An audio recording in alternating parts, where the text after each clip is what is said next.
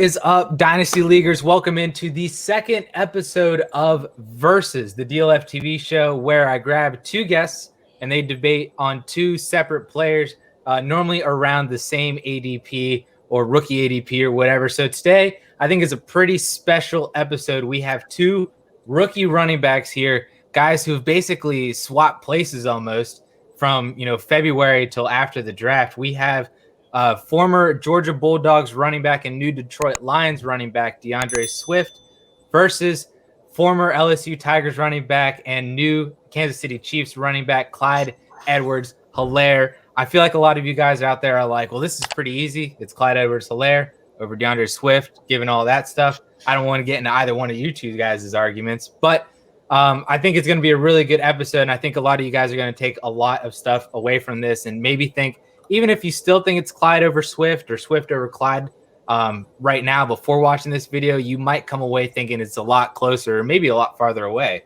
than what you actually thought it was. So before we get into the actual arguments, though, I want to welcome in our two players or two guests here. The first one here we have playing for the Clyde Edwards-Helaire side. We have Alfred, new DLF member. Alfred, how's it going, man? What's up? I'm really excited to be here. This is a great format. Really great idea as we head into draft season. But yeah, I'm just super pumped to be part of the DLF team. Been writing at Rasball as well for the last year, and just got on with DLF, and hopefully we'll have an article dropping this week for the Devi folks. But otherwise, just super glad to be here and glad to be arguing the easier side of the debate here. Yeah, awesome stuff. Awesome. So on the other side of that, we have the Deandre Swift player. That is David, former FF Statistics writer, my own guy, now with DLF as well. Awesome running back model. So I'm sure he's going to be bringing a lot of that fire and juice into this argument. David, how's it going, man? It's going, fellas. Just I'm happy to be here, and I stepped up to the plate for this, so if I end up nosediving real hard, I only have myself to blame. So I'm going to come with everything I got, and hopefully I don't panic and be a deer in the headlights, Nah, we'll be good. I know that model had to have favored Swift pretty easily, so we'll get into that. So without really any further ado, I think we should just get right into it here. To explain once more to you guys and then to all the people watching out there too, we have a pretty specific way that this versus is going to go down. So there are 3 rounds for this versus. The first one is each analyst will have 4 minutes each to make an argument for their player. And then the opposing analysts cannot make any comments during those 4 minutes. So we just let them have their 4 minutes, make your argument, and then that's it. Round 2 is a similar argument, except you'll have 4 minutes each to make your argument against the opposite player. Again, no real comments there from either side. We'll just let you have 4 minutes to make your argument against the other player. And then round 3 is a complete free-for-all to get in your final rebuttals, your final remarks, poke holes in the other person's argument, just really highlight how awesome your guy, maybe downplay how bad the other guy is or whatever here. So we'll just keep it civil. We'll keep it fun. This is what this is supposed to be about. So we are going to get right into it here. And Alfred, beforehand, you won the rock, paper, scissors battle. So you I guess David won and he elected to defer. So yeah. Alfred, you won the first overall argument, I guess. So you are going to have 4 minutes. I have 4 minutes here on my phone set to make your argument for Clyde Edwards-Helaire. Are you ready to go? I am ready to receive the kickoff. All right, man. Let's get it going. Let's go. All right. So just a quick profile. We'll do some bullet points here for Clyde Edwards-Helaire. He is going to play his NFL season as a rookie at age 21. He spent 3 years in college, so no red shirt, minimum amount of time there. He's short, but he's not small. He has a BMI of 32.2, third highest in the class. So, one of these classic compact guys that shouldn't have a problem with the wear and tear. His college production is an interesting path. He was the second running back in line on a mediocre LSU offense as a sophomore in 2018. The offense just kind of sucked. When you look under the hood, though, his raw stats were not that impressive, but he did get 29% of the rush yards, 24% of the rush TDs. So he definitely had a role as a 19-year-old sophomore. And then obviously we know as a junior, he just took off to the moon. The LSU offense was historic. But more importantly than the raw numbers, he commanded the backfield, 56% of the rush yards, 50% of the rush TDs, both meeting minimum thresholds I'm looking for to project an NFL feature back. So he met those, and then the raw numbers were incredible just because the NFL or the LSU offense was out of this world. He also had 13% of the receptions and 8% of the receiving yards. So very strong in the passing game, especially when you think about 2,000-yard receivers, probably 2 first-round NFL receivers. He still was a big part of that passing game. I'm more of a numbers guy, but I did take a look at some film. I think it looks like he's got excellent vision. That jumps off the film. He's got good contact balance and really a natural receiver. I saw him catching balls out, away from his body, in stride, not stutter stepping, not having to reset himself, just in line with the route and just turning it upfield. I think the easy comp is MJD because he was also a short feature back in the NFL, but he ran a 4.3 40, and Clyde did not do that. More of a 4.6 guy. Not terribly concerning. I think we can maybe see him as a smaller version of Le'Veon Bell. I know that's a lot to put on a guy, but neither's going to blow you away with breakaway 99-yard runs, but they're going to get solid 5 to 8 chunks at a time.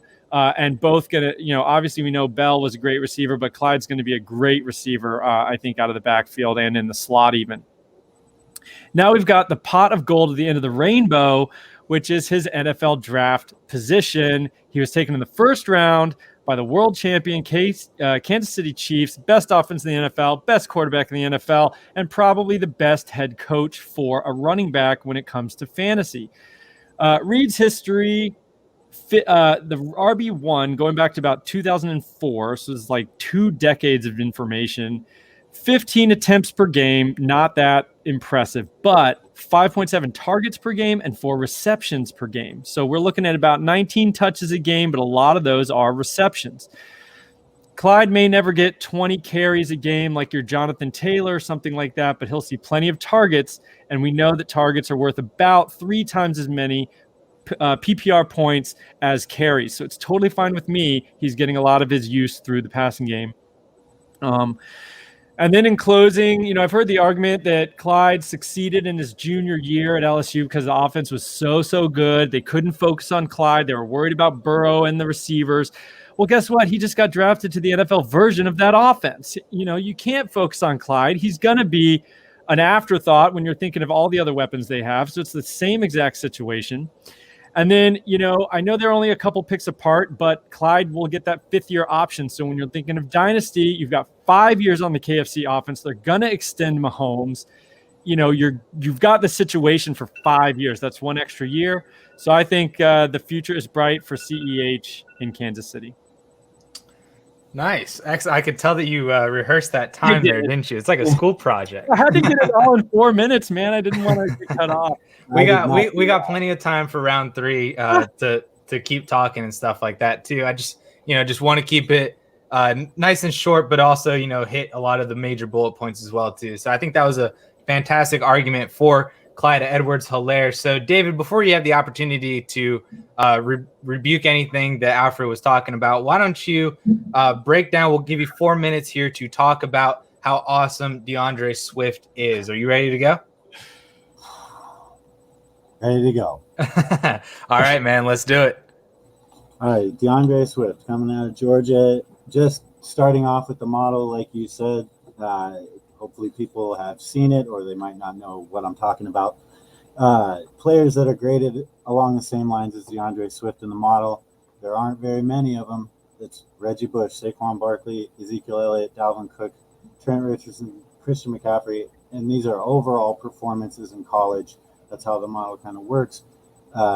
It's not accounting in that grade for individual passing work or anything like that. This is just the performers they were, and he is up there with the best of the best.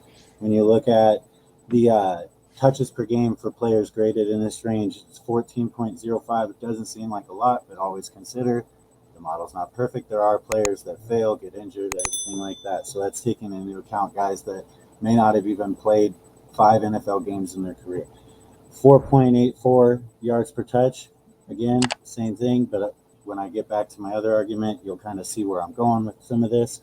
A positive increase in their versatility, which takes into account the yardage and reception total increase based on the receiving work, 6.87. Generally, these players are pretty versatile starting out. They get an increase, but it might not be as big of an increase as you may think. They average 75.41% of their NFL games active, not just playing, but just being active for the game. And that's one of the parts of the model, is trying to predict reliability to stay on the field, health, anything like that. So they stay on the field for 74.1% of their NFL games. So right there, that looks pretty good. The average RB1 seasons for players graded in this range, 1.67. Again, average of all. There are some failures. League winning seasons, these are 300 plus point standard, 350 plus point PPR seasons, 0.47. So all these guys average at least half a league winning season. Other usable seasons, which are RB2 and 3, 1.22. Altogether, 2.89 total usable seasons for these guys based on the projection in the model. The hit on the average draft capital was pretty solid. It nailed the actual pick down to the pick with Swift, whereas a guy like Edwards-Helaire was projected in the range of a early third. So definitely, obviously, a miss based on the draft capital for him, but we'll see what happens.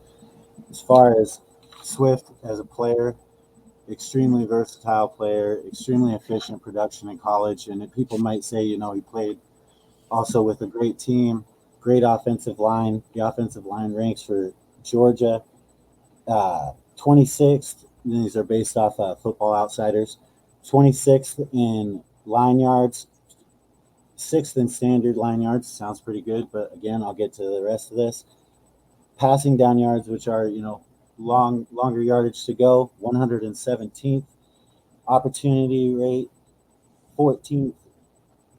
Power success rate, 41st.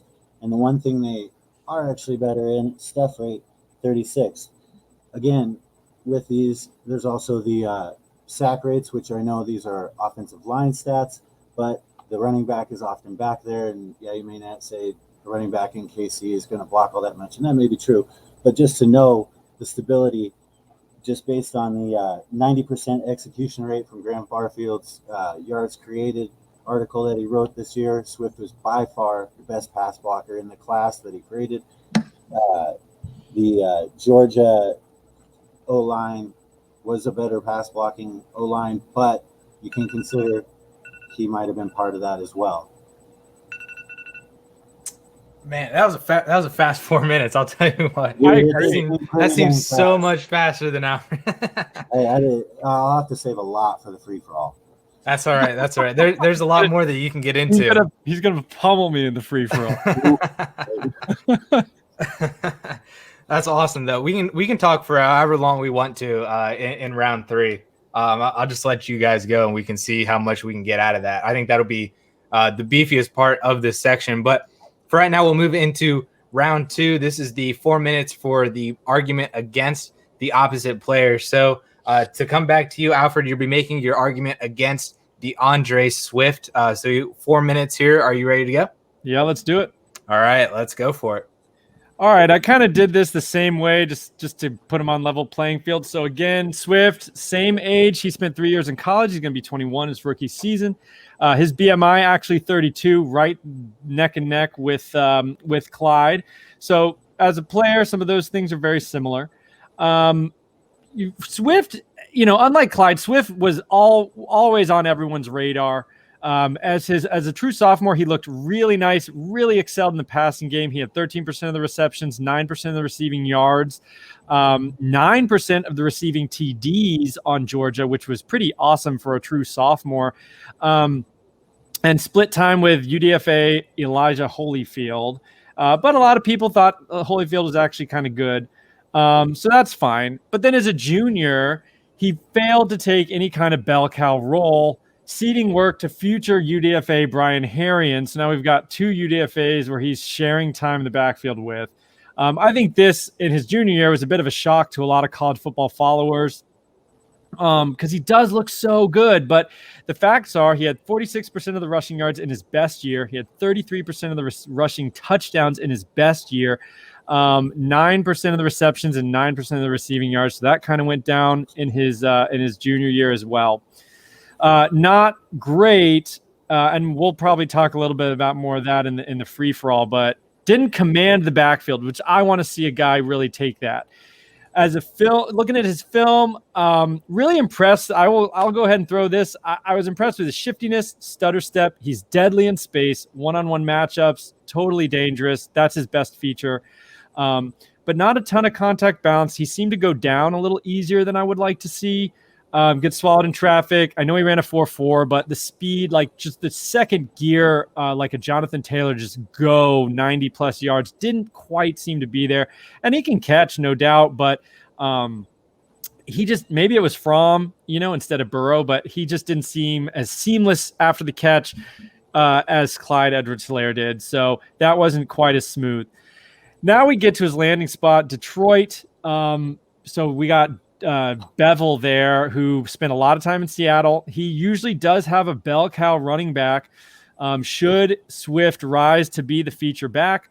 The problem is, in his history, going back about 10 years, 18 rushes per game for his RB1, 2.6 targets, and only 2 receptions per game.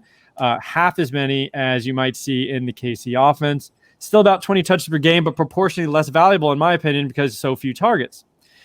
So here's the real problem I see.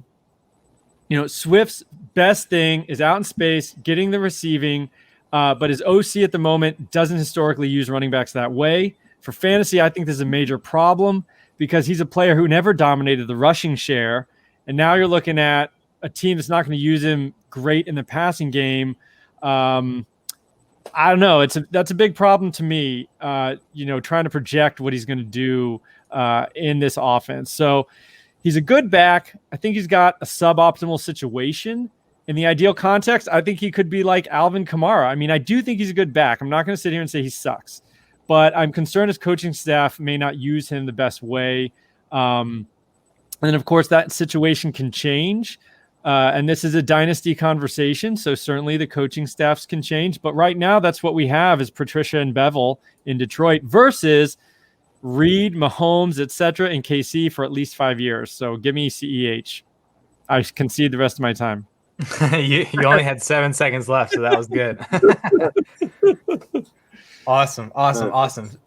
So that was the argument against DeAndre Swift there. We'll get more into that in the following round here. But David, you got 4 minutes here to make your argument against Clyde Edwards-Helaire. You ready to go? Ready to go. All right, man, let's do it. All right, Clyde Edwards-Helaire. Again, we'll start out kind of the same, similar way as Alfred's going, same arguments. But players graded in the model in the same range as Clyde Edwards-Helaire. You heard all the names that were graded around Swift. Well, we got Jay Ajayi, Antonio Pittman, Bernard Scott, Devin Singletary, D'Angelo Williams, Jerick McKinnon, Bernard Pierce, Amir Abdullah, just some names like that. Players in that range, career in the NFL, 8.26 touches per game. So again, there's failures, there's successes, but in all, around 6 touches less per game. This like I said, the model is kind of trying to predict the player's ability to stay on the field, their workload, use it based on their workload, their efficiency, production, and everything. 4.45 yards per touch, about half a yard fewer.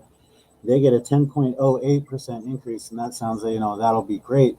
But the thing is that he's graded, his overall performance grades along the lines with a bunch of guys that didn't catch passes in college. So it, as far as the model is concerned, wasn't as impressive as it seems to be. So overall, RB1 seasons for players in this range, 0.39. And this includes all the way up to 2019 from 2005. So 0.08 league winning seasons on average, 0.309 RB2 or RB3 seasons for total usable, 0.69 usable seasons in these guys' career. It's just not a good profile to look off of. His best comp that I can find, if I really squint, I can see MJD, but I mean, I am putting on the rose-colored glasses of that. The best comp, Devonta Freeman, which, had an RB1 season in a very, very bad year, all beat up, not even on a team right now.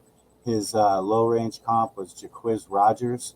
So just when you're comparing names along the lines of some of the best in the league to guys like this, it's just not a good profile to look at. The situation, is it as good as you think? Andy Reid, since he has been in KC, let's see. RB carries 31st, RB targets 17th, RB yards 23rd. Hugely TD dependent. So yes, they get the touchdowns in there, but if by chance, inefficient year, there's always some other random guys that score touchdowns in KC. Your Dontari Poe catching a little pass over the middle from 2 yards. It happens. Kareem Hunt. Last time we think they had, a workload. Well, he lost Spencer Ware right at the beginning of the season. Didn't have any competition. The next closest guy had 45 touches and still scored 4 touchdowns on those 45 touches. So it happens. I've been frustrated as a Kareem Hunt owner. Next year, when they got Patrick Mahomes, Kareem Hunt's targets dropped dramatically. He goes from catching, which actually isn't all that much, 53 to 63 in the first year. Doesn't seem like a monster PPR year. He just scored a lot of touchdowns. Next year, 26 of 35 targets. The production dropped dramatically, but he had all those touchdowns again. If you're banking on Clyde just producing 14 touchdowns a year, and that's what you're saying he's going to have, then yeah, I mean, he's going to be great. But that's a big if when you look at the profile. I mean, when you look at his yards created, he, along the top of the class, right in the same range as David Montgomery. Similar athleticism. Did he have to create all those yards?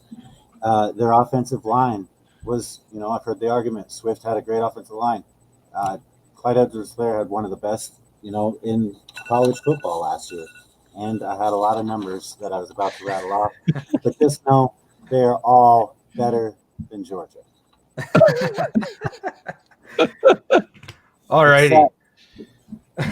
So those were the first 2 rounds there were gone. That was 4 minutes, I guess 8 minutes each, 4 minutes for the pro and the cons for both Deandre Swift and Clyde Edwards-Helaire. I should have said this probably beforehand, but we are talking about this kind of more in a dynasty landscape, not so much really in a redraft landscape here. This is Dynasty League Football's YouTube channel as well too. So looking at Dynasty League Football's ADP, I think is also kind of interesting too, just to give you guys, the listeners, a little bit of context on this overall. So Clyde Edwards-Helaire in June DLF ADP, the July one isn't out yet, but I know Clyde is also not a first rounder there too, but he's around the same ADP, going at the 201 in Dynasty drafts versus Deandre Swift, who's going at the 312. So essentially a 2-round difference between the two here in favor of Clyde Edwards-Helaire, and that,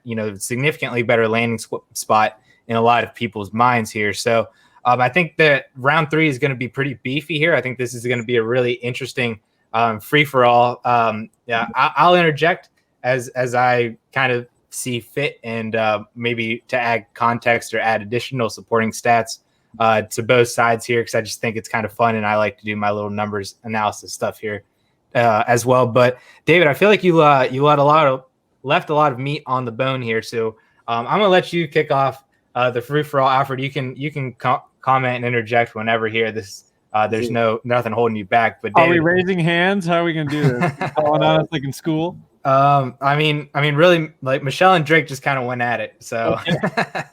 But yeah, David, if you want to lead us off, you can go whatever direction you want. If you've got a lot more stuff here for either one of these two players.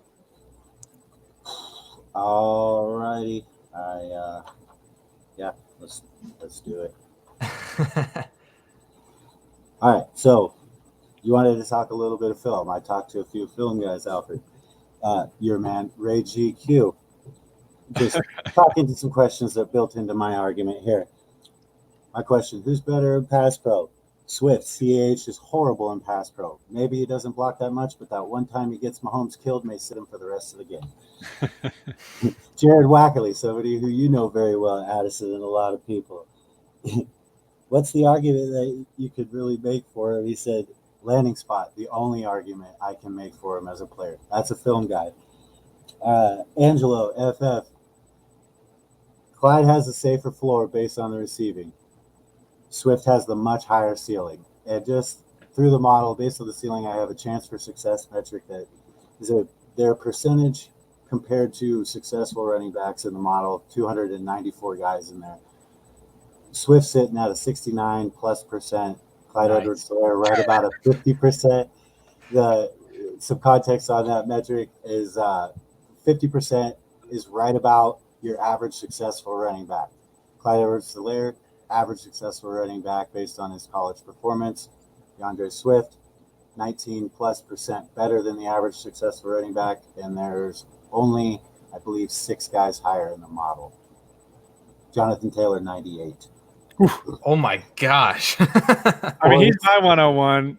48% better, but that's okay. That's you go. Yeah. Okay. So, I mean, I got a question for you, and you know, we don't have all night. I'm genuinely curious. Can you reveal a little secret sauce? I'm curious, or at least you have to go through everything in your model, but you know, is there one thing that you see that makes Edwards-Helaire so much worse? Like, is there something where you're like, oh, that is where it's killing him in my model? I'm just curious. So what it takes into account efficiency, workload, overall production, which the workload, there's a volume-based wear and tear metric in there.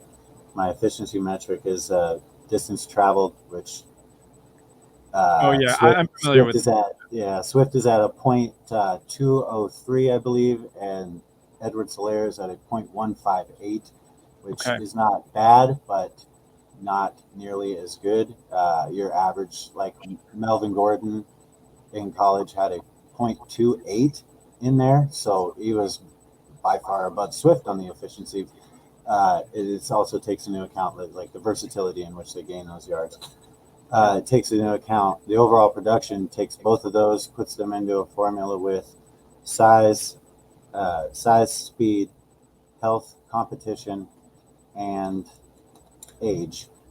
And Got it. spits out a final metric, and the elite range for this final metric, the physical toll grade consistency metric, is plus 20, like just 0.000 is right about the elite range for a player. Swift is at a 24 plus, and Edwards-Helaire is at a 14 based on his college performance. 20 is elite, and you got Swift at like 28 or 24. Wow. All right. And that's an average. So, like I said, like Jonathan Taylor's kicking that average way up. Yeah. Zeke, Saquon Barkley, and Reggie Bush, those are the only 3 guys up there in that super high range. Sure. But, just another thing. Oh, go. Yeah, I mean, is it like sounds like it's career stuff? I mean, is it like a best or does best season get weighted more? Or is it just the whole career? Because I mean, I could see where his freshman, Clyde's freshman season was trash. I mean, he didn't even get on the field hardly. I get that. Wow. I wonder if that. Well, why did Deandre Swift never take the running? I mean, why did Nick Chubb and Sony Michel share? Oh, I am glad you brought that up, my friend. Let me tell you, I've been curious about this all summer actually, because the argument is Kirby Smart or the Georgia, they want to keep guys fresh, they want to rotate everybody. It's just their quote unquote style, whatever. So I looked at the 3 guys we know who are I don't know. We don't know if Michel's good, but Gurley and Chubb for sure.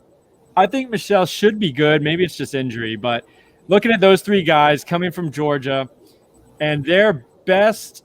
So I don't have a formal model, but a best rush and receiving plus TD market share. So their best season, their market share of basically all the backfield usage Gurley was at 28.1%, which is pretty much elite. Michelle was at 28.7%, his best year.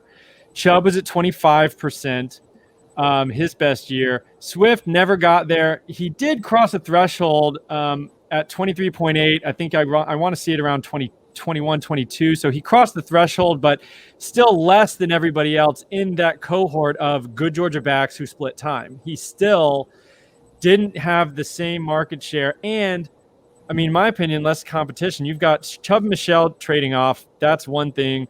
Gurley had injury problems, but his freshman season was like outrageous. I mean, I think he had like 1,600 yards or something. So like as a freshman, he was incredible till he got injured. But Swift had Brian Herrien and Elijah Holyfield back there and still never even got to the same level as the other guys. And then their career average rush, that's best season. Their career, Swift is at 17% versus 21 for Chubb, 18 for Michelle, and 23 for Gurley. So even compared to those guys, he just never quite made it there, and his competition was less. So that's concerning to me. I know I mentioned it before, but like 33% of the touchdowns, he didn't get in the zone. I mean, I know those are fluky, but if he's so awesome and Georgia wants to run the ball, I just would have expected a little more dominance in that backfield. And, I was just going to say one more thing, and then I'll give it to you to come with whatever you want to do. I've come to the belief, we're numbers people. I'm not super film guy, but we play these numbers out about market share, dominating your position room in college, right? And sometimes guys look so awesome, but they just don't have that market share. And we kind of like, why? Why didn't the coach give them the ball? But I've come to believe, I believe the numbers, there's something there. I mean, I don't know. We may never know what it is as analysts. Playbook competency, attitude, I have no idea. Intangible crap that we can't know. But there's got to be a reason he never had 50% of the backfield. We see this in receivers all the time too. In highlights, these guys are incredible, but they never hit 20%, of the market share, and that means something. So I kind of rest a little bit on there's some reason he just wasn't able to dominate the rushing portion of the Georgia attack. Receiving is great, but I don't know. It's a little nebulous there, but I just think sometimes we got to trust what's happened in the past instead of projecting onto the future. That's what my whole model is trying to do. You're just crapping on me. It's obviously a good model. I mean, you're spitting out legit NFL stars there. And it is, like you said, it's not based. There's no single season metric. That's kind of but it does factor in all, basically as much things that I could think of are in there for you to be able to go back and look through and see, okay, why did this person fail? Why did this person succeed? What part of their profile is off? And so it's pretty successful. And so I just have to trust my process. And when they're drafted that close, and we want to talk about again, about the situation.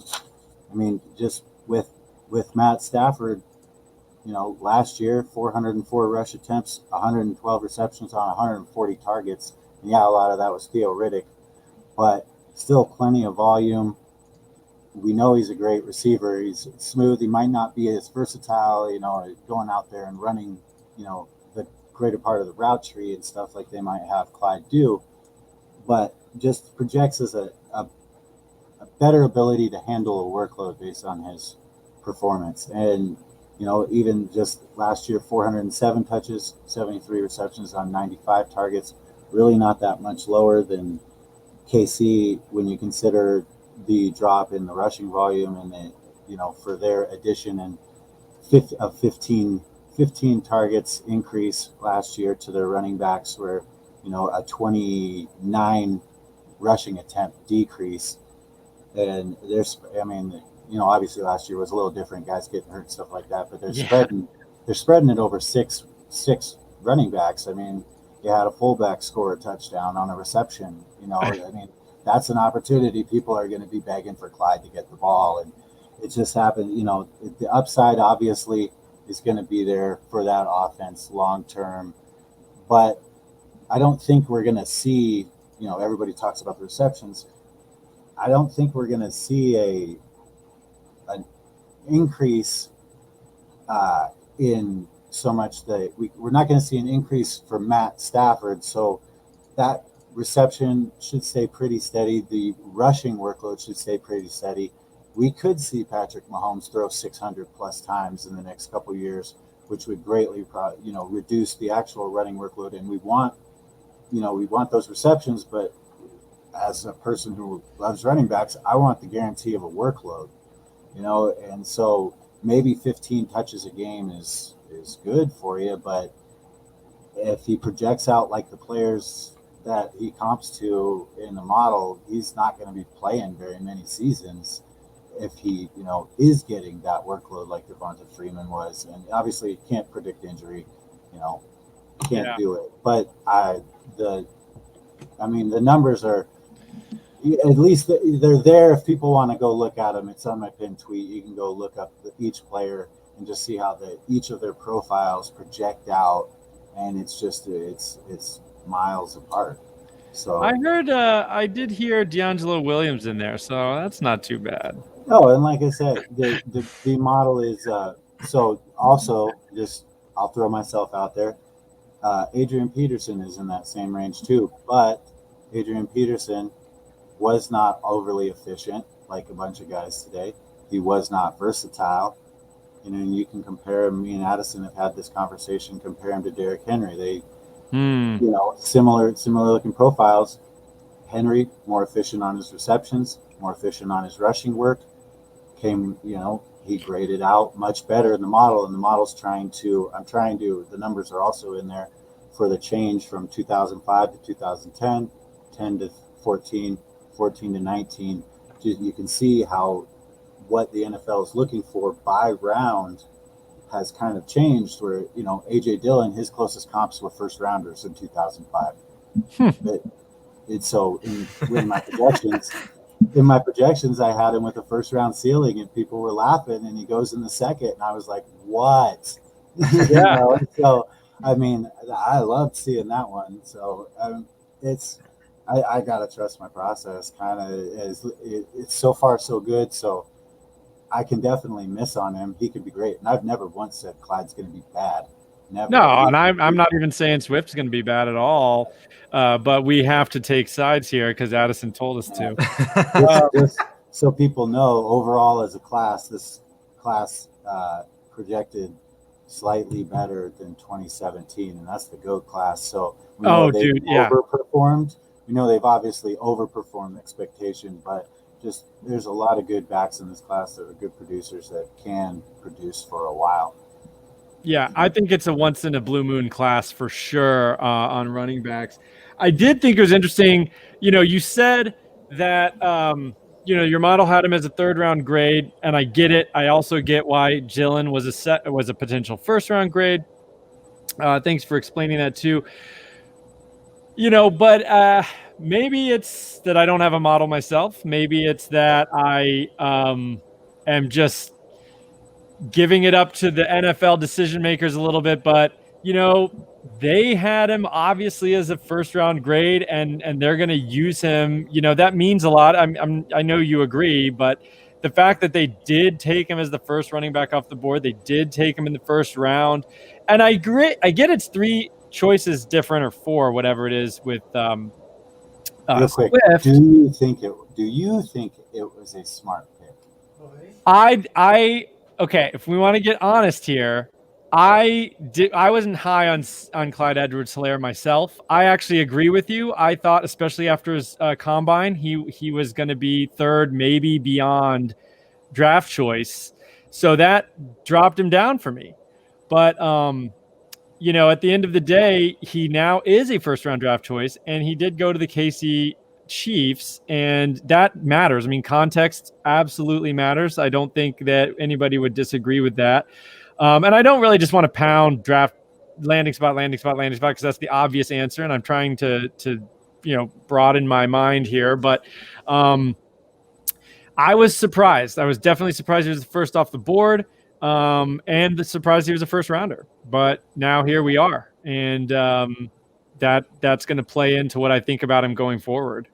Yeah, I put a tweet out the other day that said, who do you think can overtake by force, and possibly in year one? Started out, about 50 to 60% JT. Clyde was sticking right around 18 to 20%, and then Swift and Dobbins were down at 7 and 8%.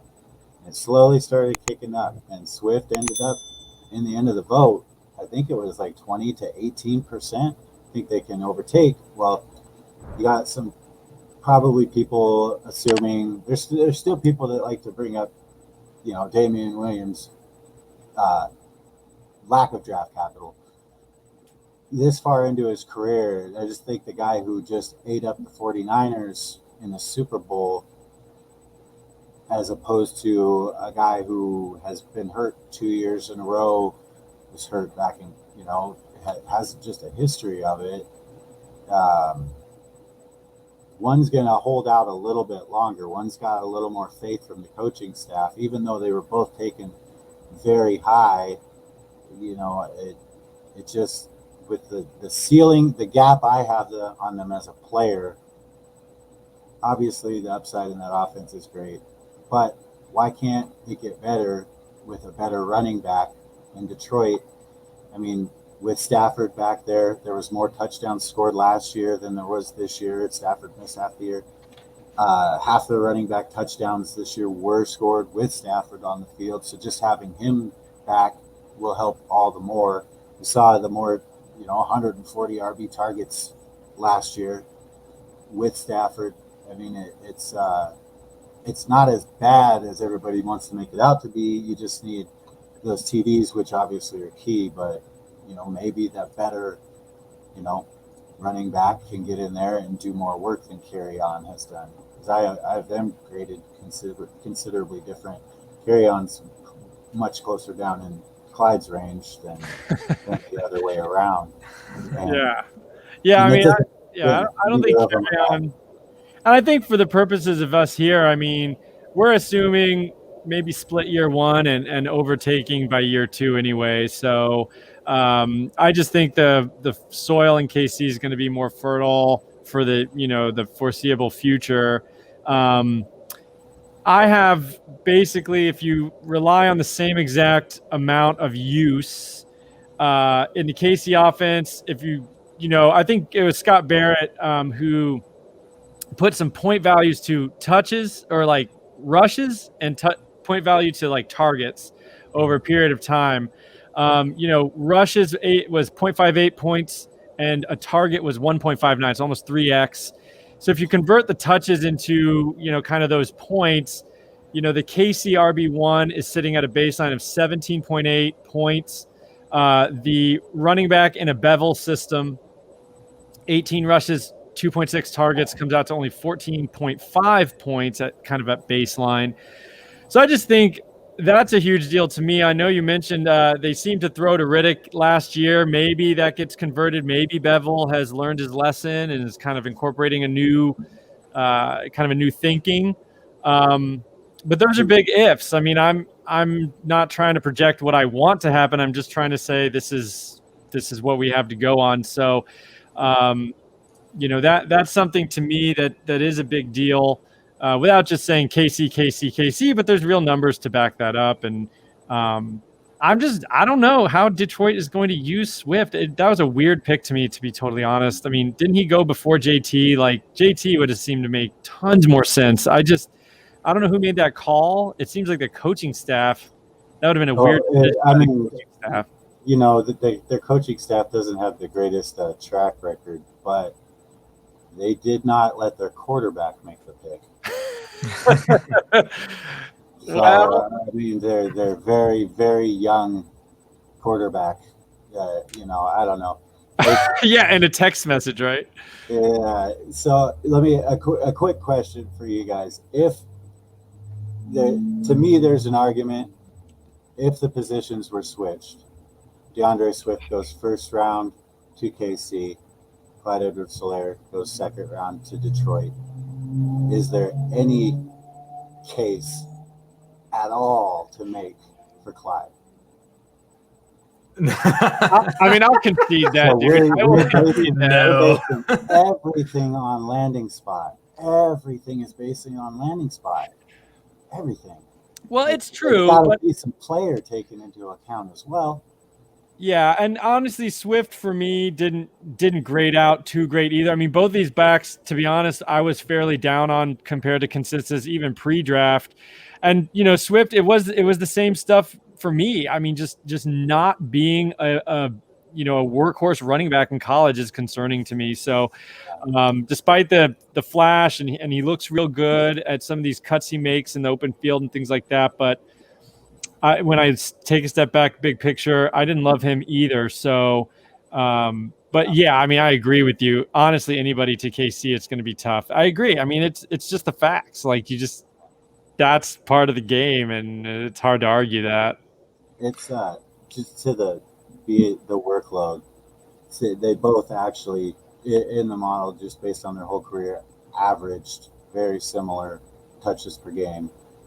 Very similar receptions per game, and you want, I've said it a bunch of times, they only handle a workload if they can handle a workload. If you look at running backs that average over 15 touches per game in college, when you get to the pro level, they average near 20. The successful ones are averaging 20 to 20 plus touches, but as a whole, they're averaging right around 15 touches per game. You look at the guys who average below 15 touches per game in college, which is both of these guys, it's right about 8 touches per game at the NFL level. And you can see there's successful ones, non-successful ones. You look at the difference between the successful ones. It's not their speed scores are extremely similar. Their overall 40 times, just minus the size, extremely similar. Age isn't really a factor. It is a bit older. It's more on towards the 22.5 plus range, and they're just slightly below 22 for the successful ones, but these guys don't have that issue. It's the efficiency on their production. All the really good ones in the model that averaged fewer than 15 touches per game are in that distance traveled metric. The average is over 0.2. For the non-successful, the average is right about 1.15. Which Swift 0.203, Edwards-Helaire 0.158. They both kind of fit in.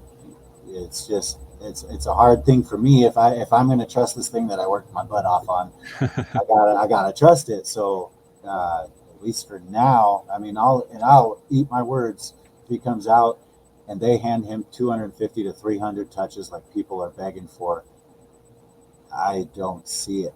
I don't see him handling anything near that, and you'll see 200 plus for sure for a few years, but just the profiles of the other guys it's just a way better thing to look at. Yeah, I mean, it's I get the model and I get some of his characteristics. I do wonder if so your model predicts draft capital essentially is one of the things that it's kind of looking at. If you look at guys, and there may not be many. I mean, I wonder if Clyde kind of breaks the mold, because are there any guys that have all his, criteria that were also first round picks? And is that a small subset that was better? Or maybe there are none that fit his criteria and were first round pick because Andy Reid's never done this before. No other coach has drafted a guy like that early. So the closest first round comp I found for Clyde Edwards-Helaire was Sony Michel, who we actually talked about. Point Willsey. That's just if I take every other round out. If I include every single round, the highest a player has ever gone with his profile is round 2, which in my projections I had him with a second round ceiling. I had him projected early 3rd with a 4th round floor. That's right where all those guys have gone. Swift projected out with a 1st round ceiling and a 2nd round floor. And that's based on 294 drafted running backs in the last 15 years, now 16. So it's even when you just take out and say only the first rounders, I believe there were 6 guys that I could kind of come up with, and I couldn't really, like, off the top of my head, I can't name them all. Jacobs is actually one of the guys in there, but overall, one total RB1 season produced, I believe, for his insofar, and obviously Jacobs has time. Michelle still technically has time, but it's just when you look at the guys in the other range, like I said, they're producing on average 1.5 RB1 seasons. Yeah. And guys in Clyde's range, they're producing a third of an RB1 season on average. So there's, like I said, definite misses in there. Adrian Peterson was in there, and obviously he's a machine. Frank Gore, I'll eat that one. He graded out extremely low, but all the model knows is Frank Gore tore both his knees up in college and didn't handle a huge workload. And he's also a freak outlier. I mean, he's an outlier. Exactly. So that's why I had him put on our guy John Morefoot, put him on the cover for the model, the cover image with Butch, Saquon, and Emmitt Smith, Zeke, so that I could say, he's the one who breaks it. Stay humble, baby. Yeah. So we're trying, and if it fails, I'll eat all my words, and I will admit that I was wrong, 100%. I'm not against that, but I just, at this point, he's gonna produce. And yeah, this is, Dynasty, obviously, people are saying, well, I'll have turned my lineup over in 3 years. But just as far as your 101 is concerned, do you want something that looks as nice as JT? And we'll get off Swift for a second. or a player like Clyde, who had a lot of question marks coming in. There wasn't a lot of people who, and obviously we don't know everything, and the NFL is going to tell us what they think. But, the NFL is wrong too sometimes, and that's one of the things you can look at in the model. Is it based on their draft capital? It gives them a projection for years and kind of projects out their projected fantasy potential, and it just guys in that range don't make their projected year count.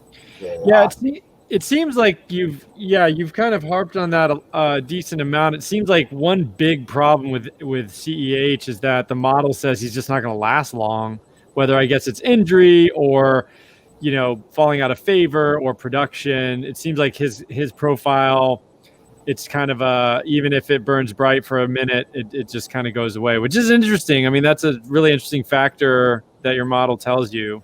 And yeah, just like I said, never once said he's bad. Never at all. He projected as the 5th running back behind, Dobbins, Akers, Swift, Taylor.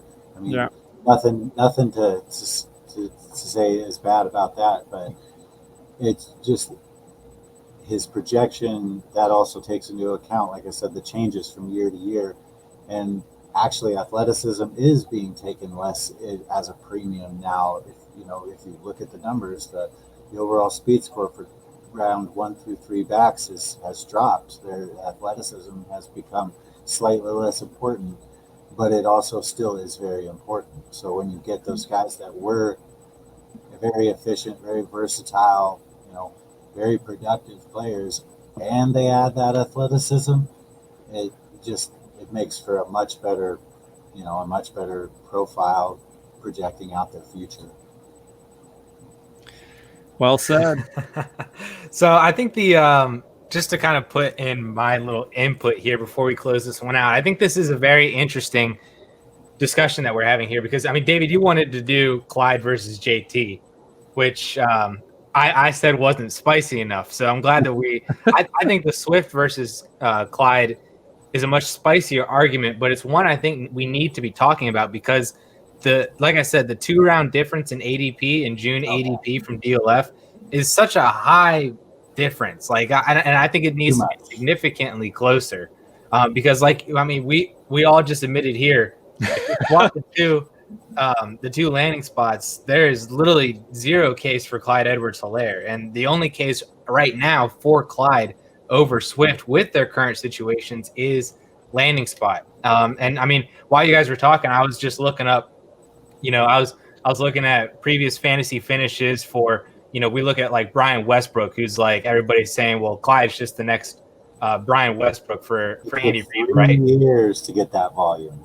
it took him 3 years, but once he did, I mean, he had another 5 years in a row of RB1 seasons, topping out at the RB1 overall. So I don't know if that's in his range of outcomes. It might potentially be, just because Andy Reid.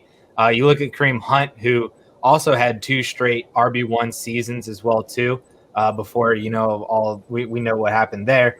But I think a lot of people are really dismissing the potential that DeAndre Swift has in this Lions offense.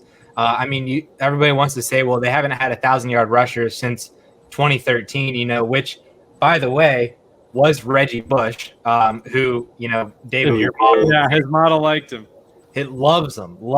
And I think that DeAndre Swift is the next best running back in the Lions offense since Reggie Bush. And that season, Reggie Bush was the RB9 that year, primarily on a lot of receptions as well, too. And let's not forget, Bush was 28 that year. I mean, DeAndre Swift is coming in, fresh 21-year-old, doesn't have a ton of mileage from Georgia. I think he has a fantastic opportunity, especially in the PPR game, where we know that Matthew Stafford loves targeting the running back position. Theo Riddick was a PPR machine. He even did that with Reggie Bush. That Stafford was the quarterback for Bush in 2013 as well too. So I think there's a lot of opportunity, and I don't know how both of you guys feel about this, but just looking at 2020, I personally think Swift has the best chance of being the best rookie running back in fantasy football for 2020. That's that's spicy. That's me personally, and it's based around the PPR thing, right? It's like how a lot of people think that Kareem Hunt could outscore Nick Chubb because of his work in the reception in the receiving game. And I think that's kind of where we see DeAndre Swift. We saw that with Miles Sanders last year, who beat out Josh Jacobs. Now, granted, Jacobs missed like 3 games, but Sanders, for all intents and purposes, only had like 8. So, I mean, the receiving workload worked there. And that's why I think DeAndre Swift could potentially be the best rookie running back in fantasy football in 2020. And if that happens, we're talking about DeAndre Swift, I think, in the same vein as we're talking about Miles Sanders right now, which if we're talking about a 2-round value bump, that's true. That's That's fair. If that happens, that's fair. I've said a couple times on Twitter, I said there's a case to be made that of the top 5, that the DeAndre Swift could be the first to take over the workload based on the competition he's got to go against, KJ's injury history, the talent gap between him and the other guys in the room. I mean, there's a case to be made. Yeah.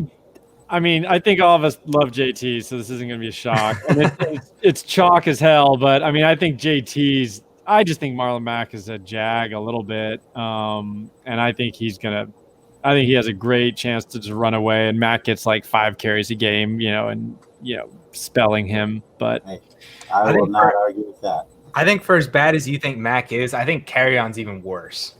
Yeah, I'm no Carry-On stan. I mean, I'll look him up. I tweeted out literally right before we hopped on here that Carry-On peaked in ADP just last August 2019 as a bottom 2nd round pick.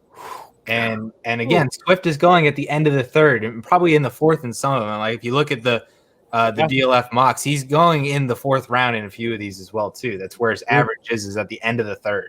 Projecting Carry-On onto Swift.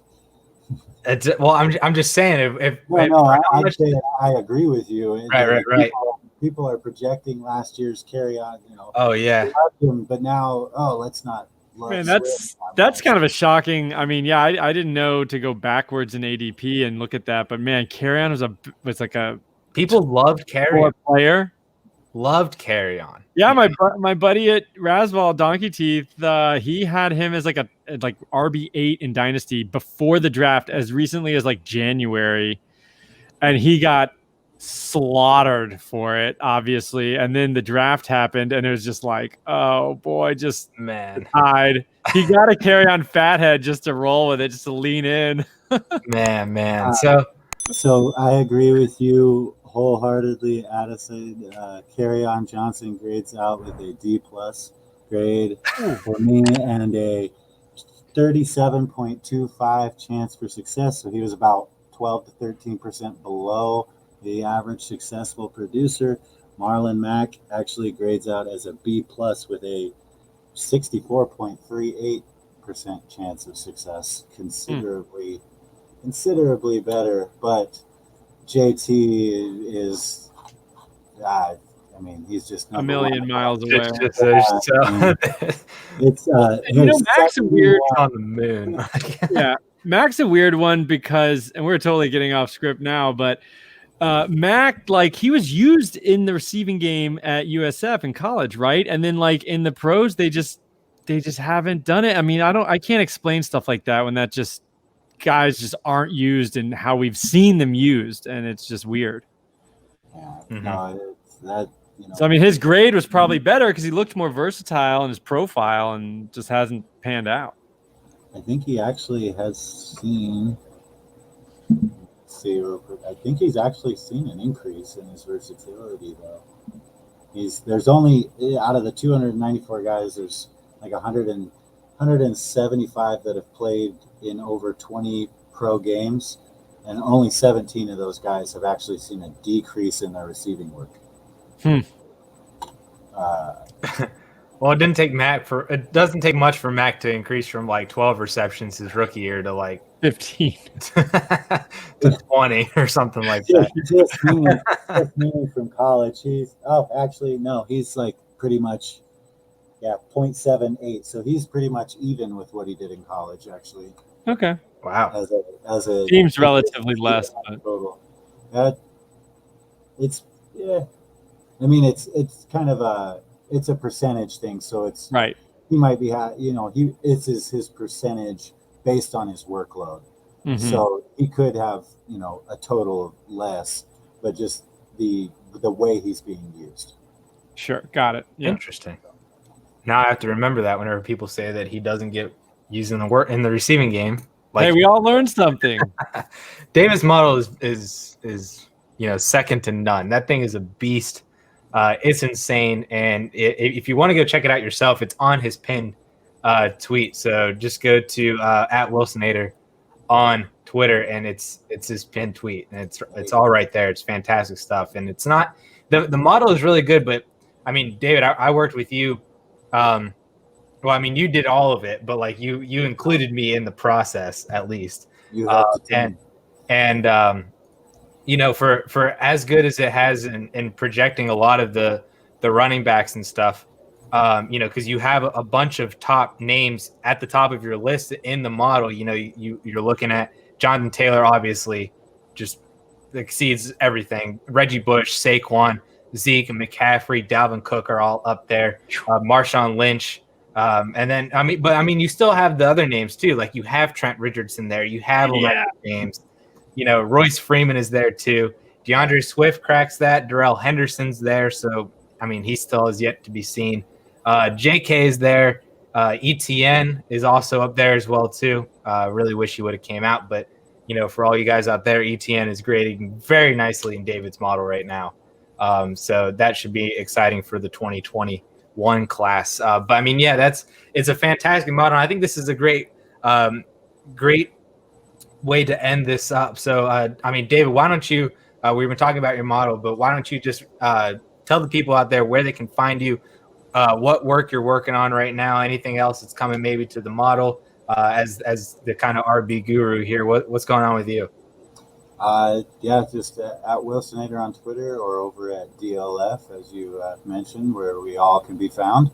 I'm always kind of trying to work on some stuff right now, putting out team projections, trying to go as deep in those as I possibly can, down to fifth, sixth receivers, and in some cases third tight ends and fourth running backs and stuff like that. Just it's a lot to look at sometimes, but I find myself wanting more when I when I just write other at the bottom of a column below the fantasy guy, relevant players. So hopefully people don't mind looking at all those random guys.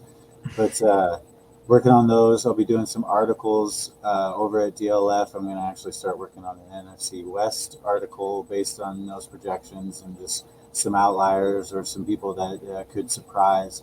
Going on another podcast tomorrow, the Dynasty and Chill Pod.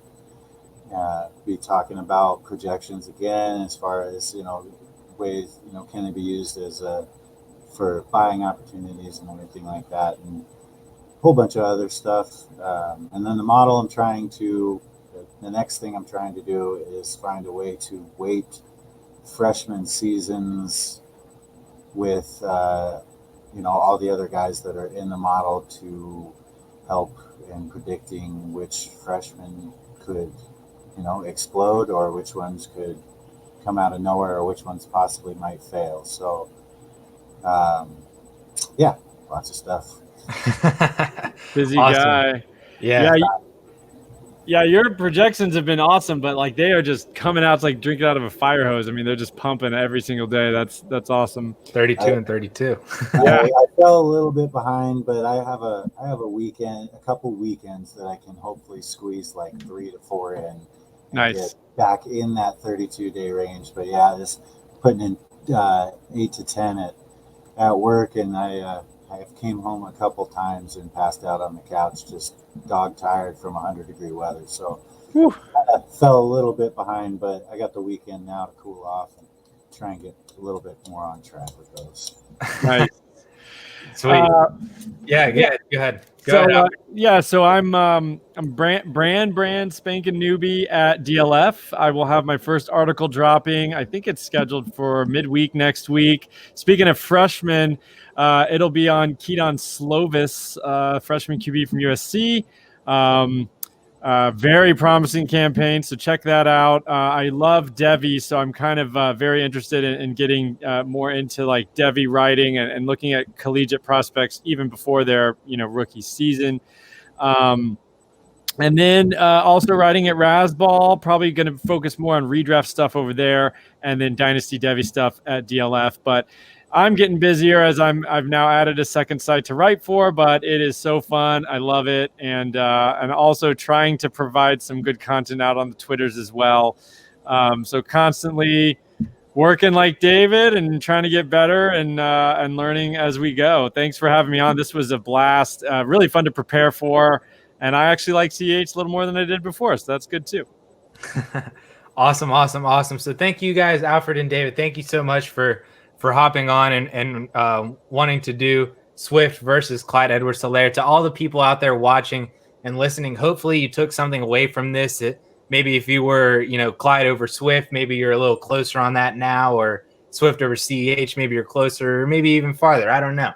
But I hope at least you took something away from this. We're going to continue to do some more verses as we get through the rest of July and into August as well, too. I have another one that I have the pair matching. We just have to get together and actually record it. So there are more of these coming. So please, if you are not already subscribed to the DLF YouTube channel, ring that notifications bell as well to be notified every time we do drop a video, like more verses, like my other drafting lessons videos, the ADP show with Ryan McDowell and Dan Myler, the mailbag show with Chris Wilde and Chris Allen and Adam Wilde. Messed that up. Sorry, guys. But so much more content in the works too. I got some one-offs. David is going to be joining us here for some other content as well too with those projections. So we're going to be hitting up YouTube content with that too. So we're going to keep him busy there. So thank you guys so much for watching, for tuning in. Hit that like button. Leave a comment down below if you are Clyde or Swift one way or another, or have a question, anything like that. You can hit us up in the comments. So with that all said, we will catch you guys later with another episode of Versus and more DLF TV shows from the DLF YouTube channel. So we will see you guys next time.